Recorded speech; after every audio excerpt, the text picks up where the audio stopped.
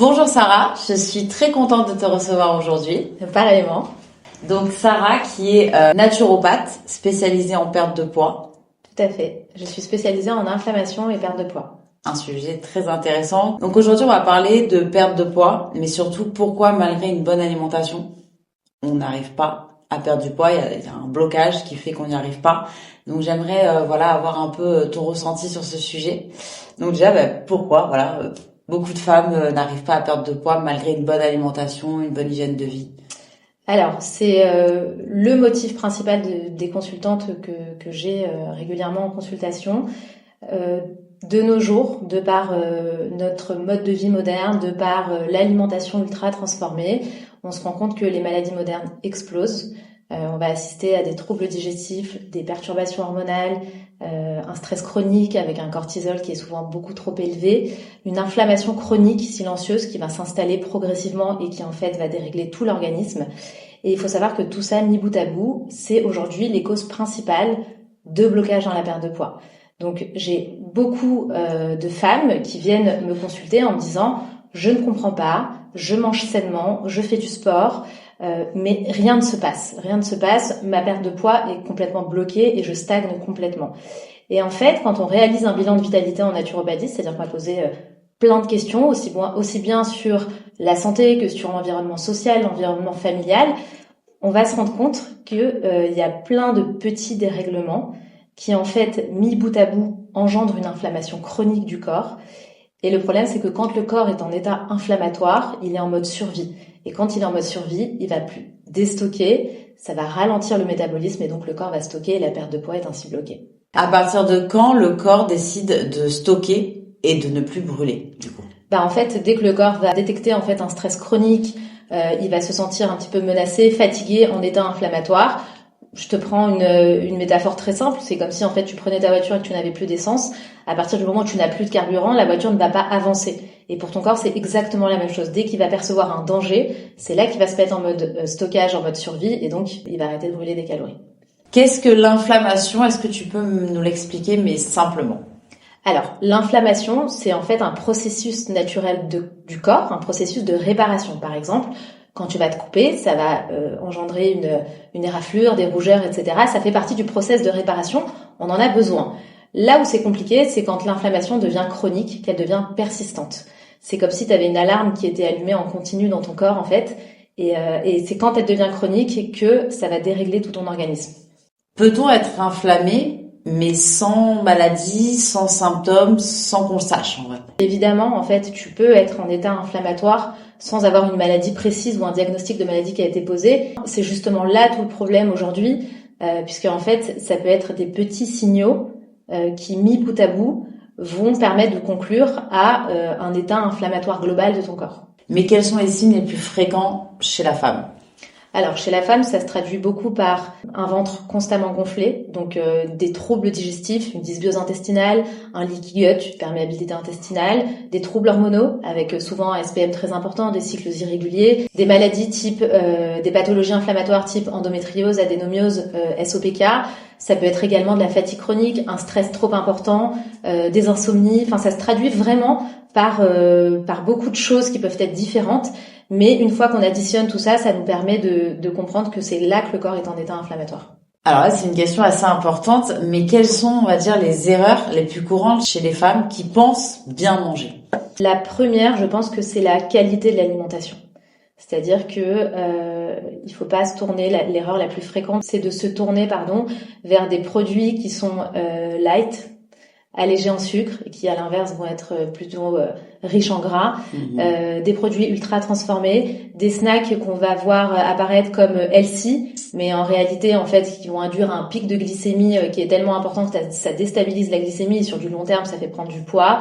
Les jus de fruits, ces snacks un peu healthy. C'est faux healthy. Voilà, faux healthy, tous ces snacks entre guillemets healthy, où les industriels font un job de marketing vraiment puissant et qui en réalité ne nous servent pas puisque en fait zéro intérêt nutritionnel, pic de glycémie assuré et en plus de la frustration puisqu'on prend aucun plaisir forcément à manger ce genre de choses.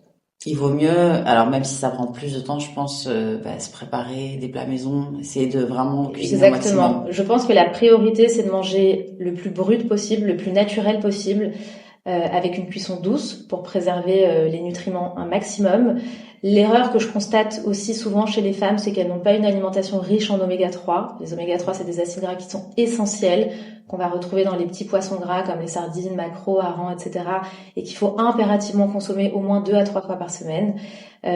Parce que les oméga 3 ont des propriétés anti-inflammatoires. Beaucoup quand même, 2 à 3 fois par semaine. Non mais c'est vrai. Mais ça se fait. Je sais. Se fait. Moi j'ai appris avec la sardine là depuis peu, je mange beaucoup de sardines. Et alors il y a aussi des gens qui vont se complémenter en oméga 3, mais je trouve qu'il y a rien de plus puissant que de l'apporter directement par l'alimentation. L'autre erreur fréquente que je vois, c'est trop peu de protéines. Et ça, malheureusement, pareil, les muscles en ont besoin, le corps en a besoin, donc il faut avoir une alimentation qui soit la plus anti-inflammatoire possible. Donc ça veut dire plein de choses et rien à la fois, mais ce qu'il faut garder en tête, c'est une alimentation brute, variée, colorée, la moins transformée possible, riche en oméga 3, en fibres douces et en protéines de qualité. Est-ce que du coup, trop de crudité, trop de fibres ou trop de light peut être inflammatoire pour le corps? Alors oui, complètement. Et comme dans tout, en fait, l'aliment le plus sain qui soit, si tu le manges en excès, ça peut créer des sensibilités, des intolérances alimentaires. Je te prends l'exemple des crudités. Sur un intestin qui est déjà fragilisé, ça peut venir encore plus fragiliser la barrière intestinale.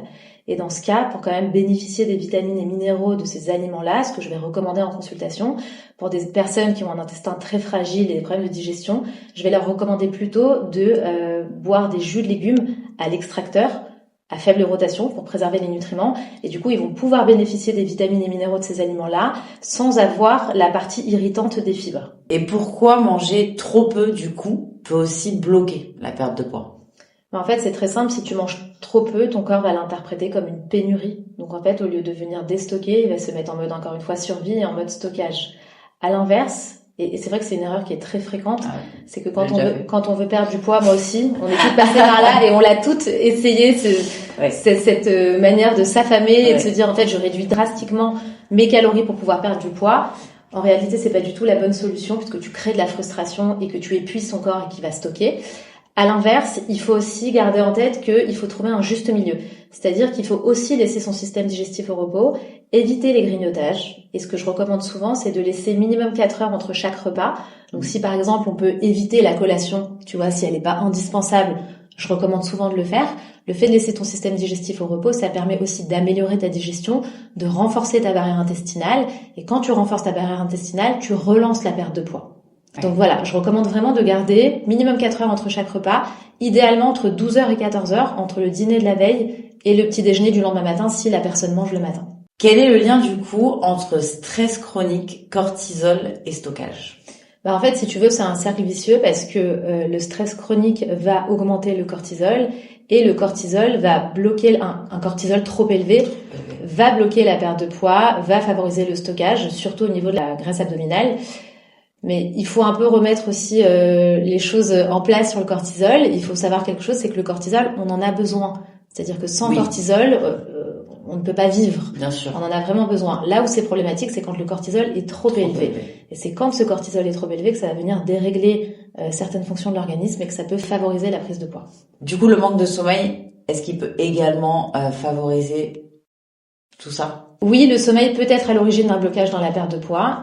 C'est d'ailleurs un des piliers essentiels pour réguler l'inflammation du corps. Il faut absolument avoir un sommeil de qualité.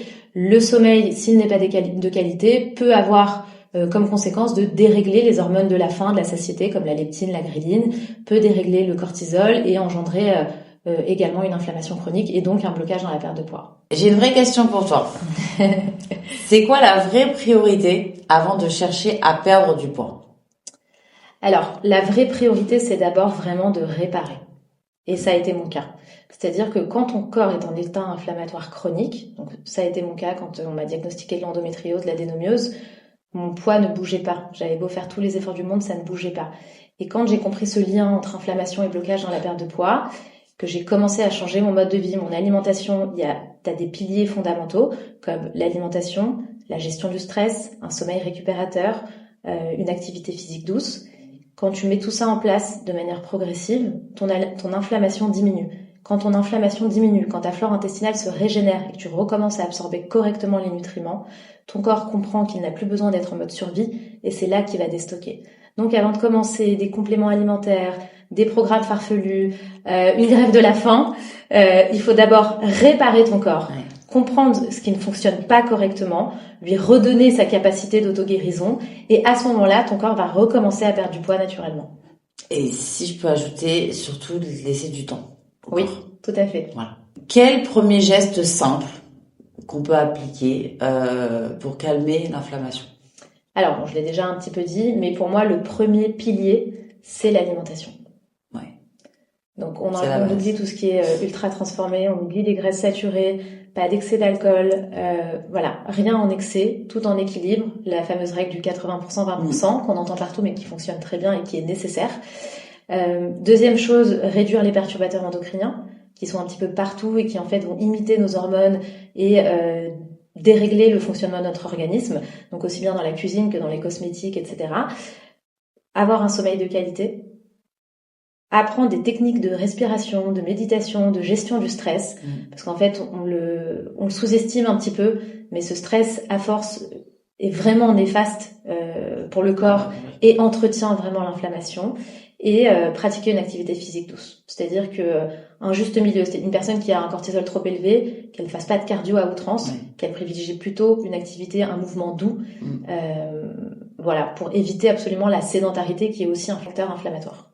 Est-ce que tu as un petit message à faire passer à toutes les femmes qui aujourd'hui, essaient de bien faire, mais n'arrivent pas forcément à perdre du poids, et donc, forcément, voilà, sont un peu dans un cercle vicieux? C'est d'accepter que ça va prendre du temps et surtout de comprendre les causes avant de tomber dans des choses trop extrêmes ou avant de croire aux solutions miracles, style les compléments, les coupes-fins, etc. Ça peut être des aides chez certaines personnes et dans certains cas, mais il faut vraiment être à l'écoute de son corps. Ça paraît hyper cliché de dire ça, mais c'est la vérité. Et une fois qu'elles ont identifié ce qui bloque cette perte de poids, elles vont être en mesure de réparer, de fixer tout ça. Et là, le poids va recommencer à déstocker de manière naturelle et progressive. Alors merci Sarah, merci d'avoir participé à ce podcast. Merci à toi. Vous pouvez retrouver Sarah sur le Lab du Bien-être sur Instagram. Tout à fait.